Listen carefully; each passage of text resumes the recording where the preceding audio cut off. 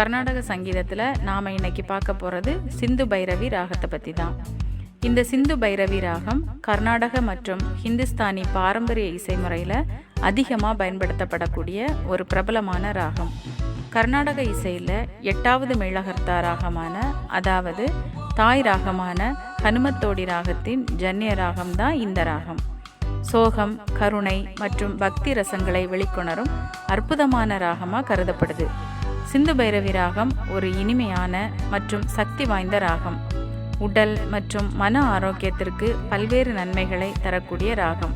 தலைவலி, முதுகுவலி, நெஞ்சுவலி போன்ற வலிகளை குணப்படுத்த இந்த ராகம் உதவுதுன்னு நம்பப்படுது.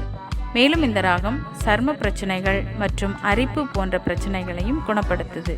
அது மட்டுமல்லாமல் நம்மளோட கேட்கும் திறனை அதிகப்படுத்தவும், சீரற்ற சத்தம் தொடர்பான பிரச்சனைகளை சரி செய்யவும் இந்த ராகம் உதவியாக இருக்குது. இப்படி பல நன்மைகளை இந்த சிந்து பைரவி ராகம் நமக்கு தருது. சரி, இந்த சிந்து பைரவி ராகத்தில் வந்த சில திரை இசை பாடல்களை நான் உங்களுக்கு சொல்கிறேன்.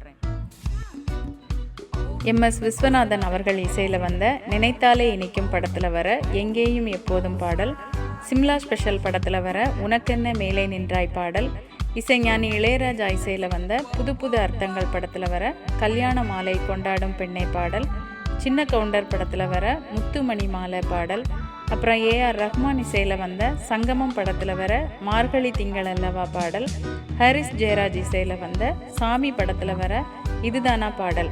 இந்த பாடல்கள் எல்லாமே இதே சிந்து பைரவி ராகத்தில் அமைந்த பாடல்கள் தான். இந்த பாடல்கள் எல்லாத்தையும் ஹெட்ஃபோன் போட்டு நீங்களும் கேளுங்க.